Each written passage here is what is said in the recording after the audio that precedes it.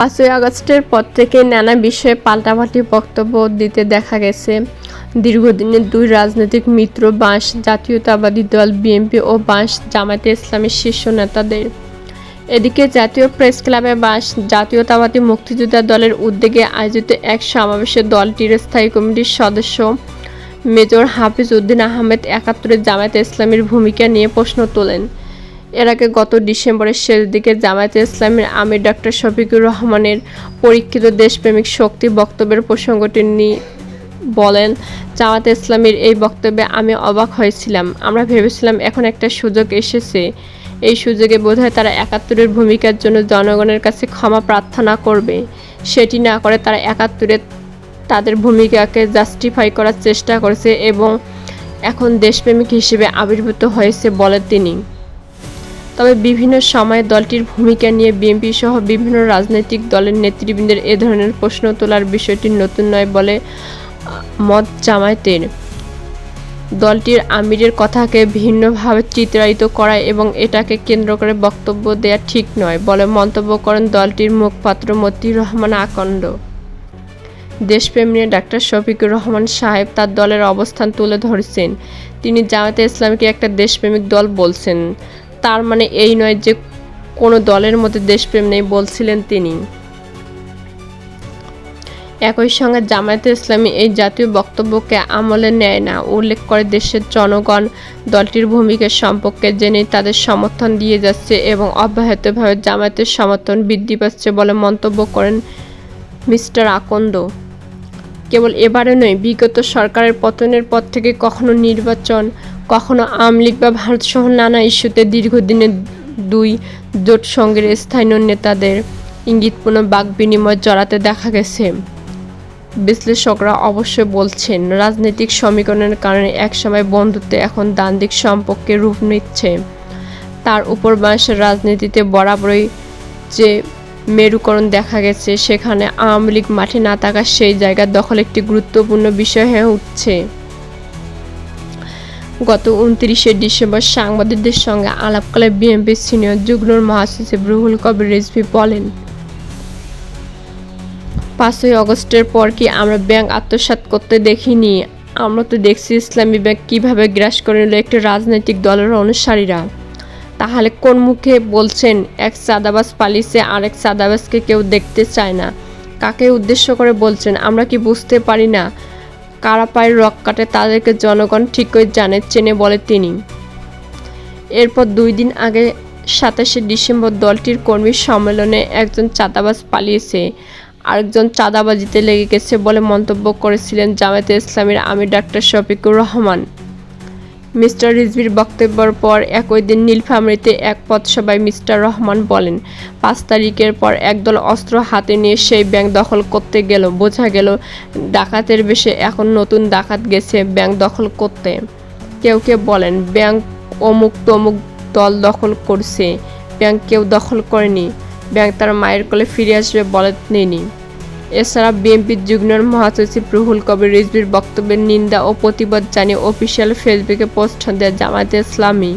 একইভাবে photo card বানিয়ে পোস্টের জবাবও দেয় বিএনপি। এর আগে আওয়ামী লীগ ভারত ও নির্বাচন ইস্যুতে দল দুটির নেতাদের পাল্টাপাল্টি বক্তব্য দিতে দেখা গেছে। তাহলে কি এ সময়কার জোট সঙ্গে বিএনপি জামায়াতের মধ্যে দূরত্ব বাড়ছে? এমন প্রশ্নের জবাবে বিএনপির জাতীয় স্থায়ী কমিটির সদস্য ইকবাল হাসান মাহমুদ টুকু বিবিসি বাংলাকে বলেন, বিএনপি জামায়াত বরাবরই আলাদা দল ছিল। আওয়ামী লীগ একটি ন্যারেটিভ দাঁড় করেছিলেন বিএনপির জামায়াত, কিন্তু বিএনপি জামায়াত তো এক না। বিএনপি তার পলিটিক্স আছে, জামায়াতে তার পলিটিক্স আছে। ন্যাচারালি আমাদের মধ্যে দূরত্ব বাড়বে বলেন মিস্টার টুকু। একই সঙ্গে স্বাধীনতার যুদ্ধে জামায়াতে ভিন্ন অবস্থান থাকার বিষয়টি টেনে তিনি বলেন, আমরা স্বাধীনতা যুদ্ধে বিশ্বাস করি, জামায়াত স্বাধীনতা যুদ্ধের বিরোধিতা করছে, মূলত আছে এই জায়গাটাতে। তবে দুই দলের মধ্যে রাজনৈতিক দূরত্ব বাড়া কিংবা পাল্টাপাল্টি বক্তব্যের বিষয়টি মানতে নারাজ জামায়াতে ইসলামী। একই সঙ্গে এ ধরনের বক্তব্যকে নেতাদের নিজস্ব মন্তব্য উল্লেখ করে তা দুই দলের সম্পর্কে কোনো প্রভাব ফেলবে না বলে মনে করে জামায়াত। দলটির সেক্রেটারি জেনারেল অধ্যাপক মিয়া গোলাম পরার বিবিসি বাংলাকে বলেন, দলগত কোনো সম্পর্কের দূরত্ব তৈরি বা আমাদের মধ্যে কোনো গ্যাপ তৈরি হচ্ছে না, এমন না। এটা দল ভার্সাস দল, এভাবে আমরা দেখি না। গণতান্ত্রিক দেশে মানুষের মত প্রকাশের অধিকার আছে। একই সঙ্গে কোনো নেতা যদি বক্তব্য রাখেন, সেটা দলের ওপিনিয়ন না ব্যক্তির নিজের বক্তব্য, এটা জনগণ ডিসাইড করবে বলে মন্তব্য করেন তিনি। গণ অভ্যুত্থানে ক্ষমতাচ্যুত হয়ে আওয়ামী লীগ মাঠে না থাকায় বদলে গেছে রাজনৈতিক সমীকরণ। আগামী নির্বাচনের জন্য বিএনপিকে টক্কর নিতে প্রস্তুতি নিচ্ছে জামায়াতে ইসলামী। রাজনীতিতে পরস্পরের প্রতিদ্বন্দ্বী হয়ে ওঠা দুই দলের এমন মুখোমুখি অবস্থানকে অবশ্যই স্বাভাবিক বলে মনে করছেন বিশ্লেষকরা। যখন আওয়ামী লীগ মাঠে ছিল, তখন আওয়ামী লীগ ছিল তাদের উভয়ের প্রধান শত্রু। প্রধান শত্রুর বিরুদ্ধে তাদের মধ্যে ঐক্য হয়েছিল, বলছিলেন রাজনৈতিক বিশ্লেষক মহিউদ্দিন আহমেদ। ফলে আসন্ন নির্বাচনী লড়াইকে মাথায় রেখে দুই দল বিষোদ্গার করছেন বলে মন্তব্য করেন তিনি। বলেন, আমাদের দেশের রাষ্ট্র ক্ষমতা কেন্দ্রিক যে রাজনীতি, সেই রাজনীতি এটা কাদা ছোড়াছুড়ি, একেবারে ডাল ভাত। অনেকেই একই কথা বলছেন। ঢাকা বিশ্ববিদ্যালয়ের অধ্যাপক ডক্টর সামিনা লুৎফা, তার মতে রাজনীতিক খেলায় সবই সমীকরণ। এতদিন যে সমীকরণের কারণে জামায়াত বিএনপির সাথে ছিল, সেই একই সমীকরণের কারণে তারা এখন একসাথে থাকতে পারবে না। আবার নতুন সমীকরণ তারা করবে, এটাই স্বাভাবিক। এর সঙ্গে রাজনীতির মাঠে একইভাবে জামায়াতের নিজের জায়গা দখলের একটি বিষয় আছে বলে মনে করছেন অনেকে। বলছেন, আওয়ামী লীগ মাঠে না থাকায় দলটির ভোট ব্যাংক জামায়াতের দখল চলে যেতে পারে, আর এ নিয়ে শঙ্কা আছে বিএনপির। জামায়াত তো কিছুটা জায়গা করে নিয়েছে বিএনপির প্রশ্রয়প্রায়ী। এখন যেহেতু জায়গা হয়েছে, জায়গাটা সে আরও বড় করতে চায় বলেন মিস্টার আহমেদ।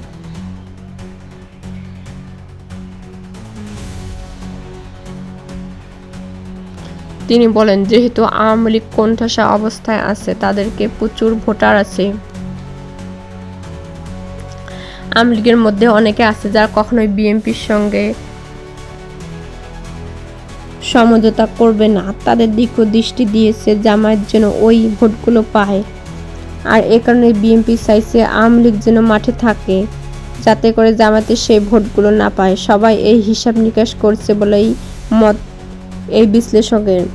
বিএনপির সঙ্গে জামায়াতের মুখোমুখি অবস্থানকে দলটির রাজনৈতিক কৌশল হিসেবে দেখছেন জাহাঙ্গীরনগর বিশ্ববিদ্যালয়ের সরকার ও রাজনীতি বিভাগের সাবেক অধ্যাপক আব্দুল লতিফ মাসুম। জামায়াতে ইসলামী একটি রাজনৈতিক দল এবং আমরা মনে হয়েছে এটা একটা রাজনৈতিক কৌশল। যেভাবে তারা প্রভাব প্রতিপত্তি নিয়ে বিরাজ করেছে এবং প্রতিটি কনস্টিটিউশন তারা যে প্রতিদ্বন্দ্বিতার কথা বলছে, সেটা আসলে রাজনৈতিক কৌশল বা ভবিষ্যৎ রাজনৈতিক কার্যক্রম পরিচালনা বা তাদের রাজনীতিকে পরিচিত করার একটা কৌশল হতে পারে বলছিলেন মিস্টার মাসুম। তবে রাজনীতির নতুন সমীকরণের কারণে দুই যুগেরও বেশি সময়ের বন্ধুত্বে যে দূরত্ব তৈরি হয়েছে, সহসাই তা থামবে না বলেই মত বিশ্লেষকদের। বরং নির্বাচনের গন্ধটা যত বেশি করে লাগবে, ততই বিএনপি জামায়াতের এই দ্বন্দ্ব আরও প্রকট হয়ে দেখা দিবে বলে মনে করছেন মহিউদ্দিন আহমেদ।